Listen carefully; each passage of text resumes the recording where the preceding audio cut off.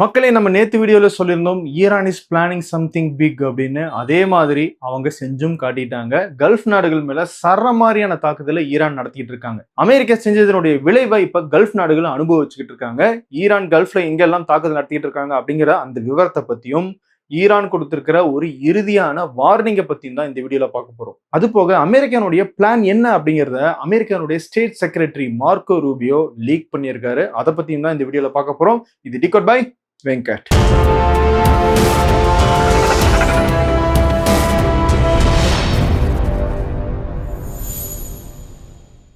அமெரிக்கானுடைய படைகள் தொடர்ந்து 7வது நாளாக ஈரான் மேல தாக்குதல் நடத்திட்டு இருக்காங்க. குறிப்பாக ஸ்ட்ரெய்ட் ஆஃப் ஹோர்முஸ் கடல் பகுதியை ஒட்டிய நிலப்பகுதிகள் மேலதான் அவங்களுடைய தாக்குதல் இருக்கு. இந்த தாக்குதல்ல ஈரானுடைய டிரான்ஸ்ஃபார்மர்ஸ் போன்ற மின் உற்பத்தி, மின் பகிர்மானத்துக்கு என்ன மாதிரியான உட்கட்டமைப்பு வசதிகள் இருக்கோ அதை தாக்கிட்டு இருக்கிறதாக தகவல் வருது. ஈரான் இன்னொரு முக்கியமான விஷயத்தையும் சொல்லியிருக்காங்க. மக்களுக்கு கடல் நீரை குடிநீராக்கி கொடுக்கும் ஒரு திட்டத்தின் மேல அமெரிக்கா தாக்குதல் நடத்தியிருக்கிறதாகவும், இதனால பல கிராமங்களுக்கு தண்ணீர் சப்ளை தடைபட்டிருக்கிறதாகவும் ஈரான் சொல்லியிருக்காங்க. இது போக 5 பாலங்களை அமெரிக்கா தகர்த்திருக்கிறதாகவும் ஈரான் குற்றச்சாட்டு வச்சிருக்காங்க. ஈரான்ல ஹோர்மஸ்கான் அப்படிங்கிற ஒரு மாகாணம் இருக்கு. இந்த மாகாணத்தை ஒட்டிய கடல் பகுதியில் தான் இந்த ஸ்ட்ரெய்ட் ஆஃப் ஹோர்முஸ் அமைஞ்சிருக்கு. இந்த மாகாணத்தில் இருக்கிற ஒரு முக்கியமான ஊரை குறி வச்சுதான் அமெரிக்கா தாக்குதல் நடத்திட்டு இருக்காங்க.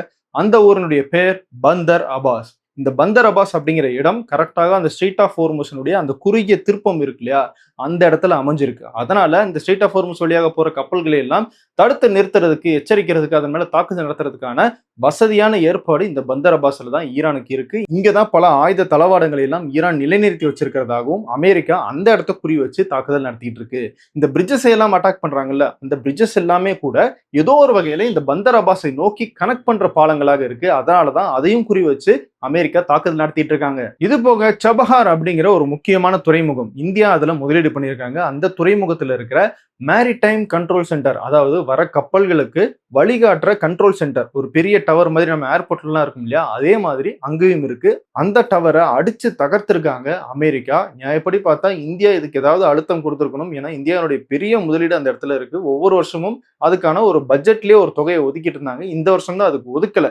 இருந்தாலும் அமெரிக்காவுக்கு இந்தியா இது தொடர்பான ஒரு அழுத்தம் கொடுக்க வேண்டியது கட்டாயமாகுது. நம்மளுடைய முதலீடு இருக்கு. ஏன்னா அமெரிக்காவுடைய முதலீடு இருக்கிற ஒரு இடத்துல இந்தியாவில் வேற ஏதாவது ஒரு நாடோ தாக்குதல் நடத்த முடியுமா என்ன? அப்படி இருக்கும்போது நம்ம மட்டும் ஏன் அதை அனுமதிக்கணும் அப்படிங்கிற ஒரு கேள்வி வருதுல. சோ அந்த இடத்துலதான் இந்திய வெளியுறவுத்துறை அமைச்சகம் கொஞ்சம் அமெரிக்காவுக்கு அழுத்தம் கொடுக்கணும் அப்படிங்கிற குரல்கள் எல்லாம் எழுந்திருக்கு. இதையெல்லாம் தாண்டி ஸ்ட்ரெய்ட் ஆஃப் ஹோர்முஸ் கடல் பகுதி வழியாக வர ஈரானுடைய கப்பல்களை நாங்க திருப்பி அனுப்பியிருக்கிறதாகவும் அமெரிக்கா சொல்லியிருக்காங்க. அதுல ஒரு கப்பலை மட்டும் அடிச்சு அந்த கப்பலால நகர்த்த முடியாத அளவுக்கு அதை சேதப்படுத்தியிருக்கோம் அப்படின்னு அமெரிக்கா சொல்லியிருக்காங்க. இது போக ஐரோப்பாவில இருந்து அமெரிக்கா தங்களுடைய ஃபைட்டர் ஜெட்ஸை திரும்பவும் இந்த ஈரானுடைய கடல் பகுதிக்கு கொண்டு வரதுக்கான முயற்சியில் ஈடுபட்டிருக்கிறதாகவும் தகவல் வெளியாக இருக்கு. அது மட்டும் இல்ல, அமெரிக்கானுடைய சென்ட்ரல் கமாண்ட் என்ன சொல்றாங்க, அமெரிக்க ராணுவத்தினுடைய 50,000 படை வீரர்கள் கல்ஃப்ல இப்போ நிலைநிறுத்தப்பட்டிருக்காங்க. அவங்க எல்லாம் ஈரான் மேல தாக்குதல் நடத்துறதுக்கு ரெடியாக இருக்காங்க அப்படிங்கிற எச்சரிக்கையுமே கொடுத்திருக்காங்க.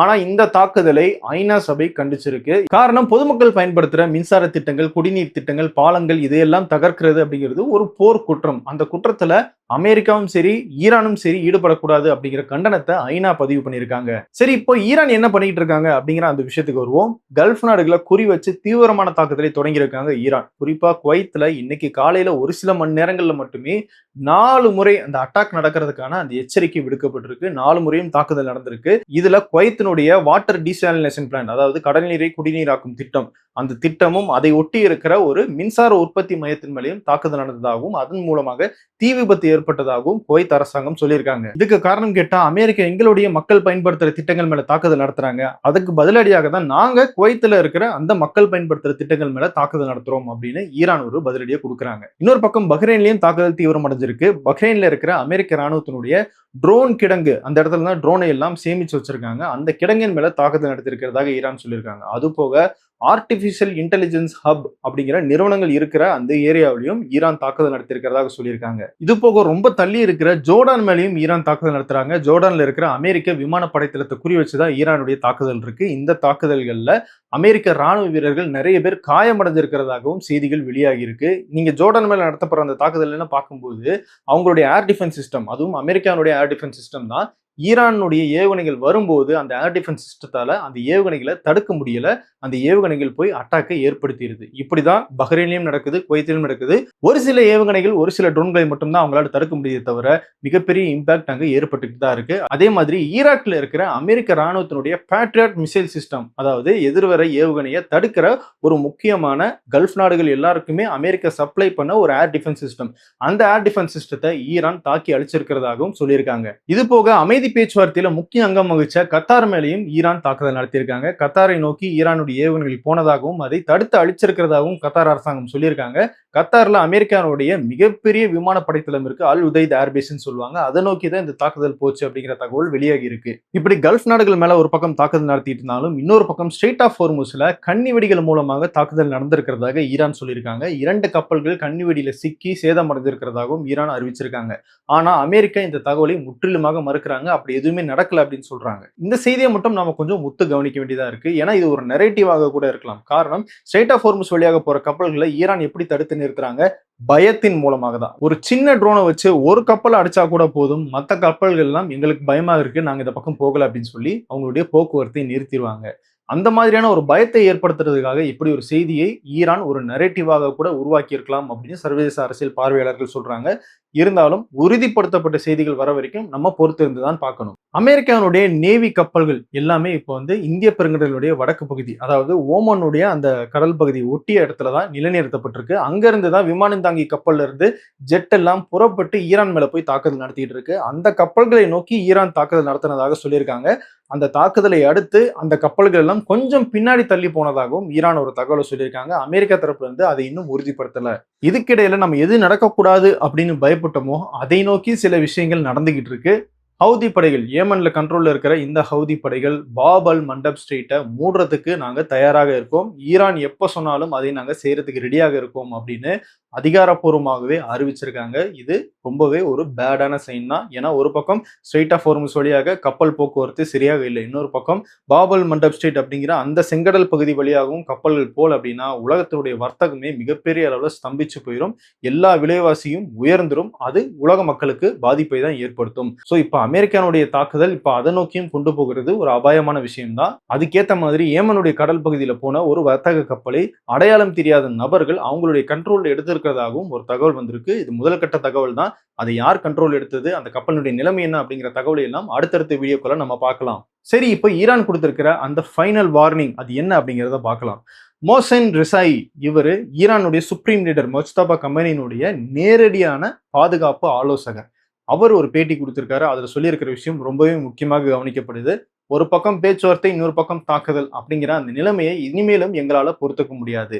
அதிகபட்சமாக 3 நாட்கள் நாங்க பார்ப்போம். இப்ப நாங்க ரெஸ்பாண்ட் பண்ண ஆரம்பிச்சிருக்கோம். இதுக்கு மேல அஃபென்சிவாக மாறுவோம், அதாவது தீவிரமான தாக்குதலை தொடங்குவோம் அப்படின்னு அவர் ஒரு எச்சரிக்கையை கொடுத்திருக்காரு. ஸோ இதுதான் ஈரான் கொடுத்திருக்கிற ஃபைனல் வார்னிங். அதிகபட்சம் 2-3 நாட்களுக்குள்ள இது செட்டில் ஆகல அப்படின்னா இதை திரும்ப செட்டில் பண்ணவே முடியாது அப்படிங்கிற ஒரு சிச்சுவேஷன் நோக்கி கூட கொண்டு போறதுக்கான வாய்ப்பு இருக்கு. சரி, அமெரிக்கா எதுக்காக இந்த மாதிரியான தாக்குதல் நடத்துறாங்க, அவங்களுடைய பிளான் தான் என்ன அப்படிங்கிற கேள்விக்கு அமெரிக்கனுடைய ஸ்டேட் செக்ரட்டரி மார்க்கோ ரூபியோ ஒரு பதில சொல்லியிருக்காரு. அது முழுமையான பதில் இல்லை அப்படின்னாலும் ஓவர் வியூவாக நாங்க இதை தான் திட்டமிட்டு இருக்கோம் அப்படின்னு அவர் சொல்லியிருக்காரு. அவருடைய பிளான் என்ன அப்படின்னா, இந்த ஸ்ட்ரெய்ட் ஆஃப் ஹோர்முஸ் வழியாக கப்பல்கள் போறதுக்கு ஒரு தனியான பாதையை உருவாக்குறது, அந்த பாதைக்கு ஒரு பபுள் மாதிரியான பாதுகாப்பு வளையத்தை ஏற்படுத்தி அமெரிக்க படையினர் மூலமாக பாதுகாப்பு கொடுக்கிறது.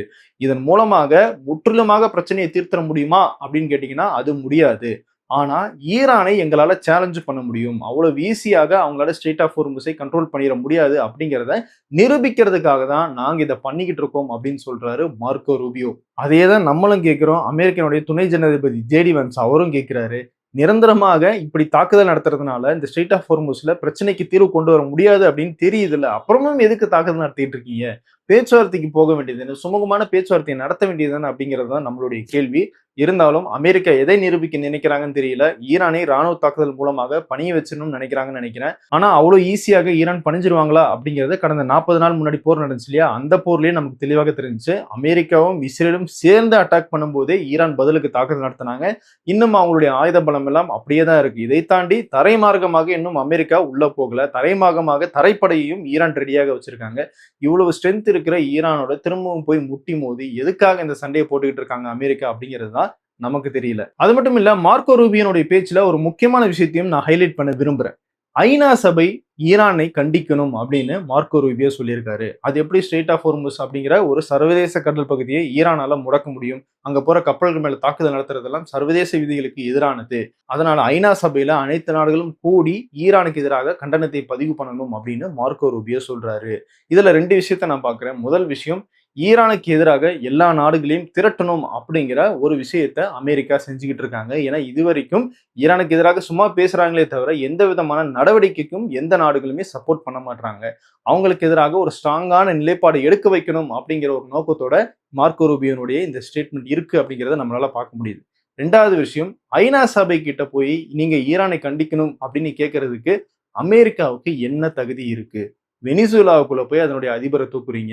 ஈரான் மேல சம்பந்தமே இல்லாம போற தொடங்குறீங்க. அது போக ஐநா சபையினுடைய பல்வேறு அமைப்புகளுக்கு அமெரிக்கா கொடுத்துட்டு இருந்த நிதியை எல்லாம் கட் பண்றீங்க. இவ்வளவும் பண்ணிட்டு ஐநாவை துச்சமாக மதிச்சுட்டு சர்வதேச விதிகள் எல்லாம் எங்களுக்கு செல்லாது அப்படிங்கிற மாதிரியான நடவடிக்கைகள் எல்லாம் ஈடுபட்டுட்டு இன்னைக்கு திடீர்னு வந்து ஐநா சபை ஈரானை கண்டிக்கணும் அப்படின்னு கேட்கறதுல என்ன நியாயம் இருக்கு? சோ இதுதான் இன்னைக்கு இருக்கிற ஜியோ பாலிடிக்ஸ். அதிகாரத்துல இருக்கிற ஒரு நாடு அவங்க என்ன நினைச்சாலும் செய்யலாம். அவங்க செய்யறதான் நம்ம ஏத்துக்கணும். அவங்க சொல்ற நெரேட்டிவ தான் நம்ம நம்பணும் அப்படின்னு அதிகாரத்துல இருக்கிற நாடுகள் நினைக்கிறாங்க இல்லையா?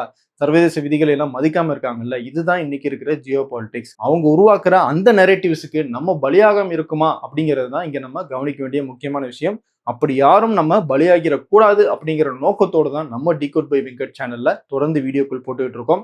அடுத்து இந்த ஈரான் அமெரிக்கா தொடர்பான முக்கியமான பிரச்சனைகள் குறித்து தொடர்ந்து வீடியோஸை நம்ம டிகோட் பை வெங்கட் சேனல்ல பார்க்க போறோம். சப்ஸ்கிரைப் பண்ணுங்க, உங்களுடைய நண்பர்களுக்கு பகிருங்க. ஏற்கனவே நம்ம 15,000 சப்ஸ்கிரைபர்ஸை எட்டிட்டோம். 5-6 நாட்கள்ல இது வந்து ரொம்ப பெரிய எண்ணிக்கை. அதுக்கு எவ்வளவு நன்றி சொன்னாலும் போதாது. தொடர்ந்து மோட்டிவேட் பண்ணுங்க, ஃபீட்பேக்ஸ் கொடுங்க. நல்ல கண்டென்ட்டை கொடுக்கறதுக்கு தீவிரமான முயற்சிகளில் ஈடுபட்டுக்கிட்டு இருக்கேன்.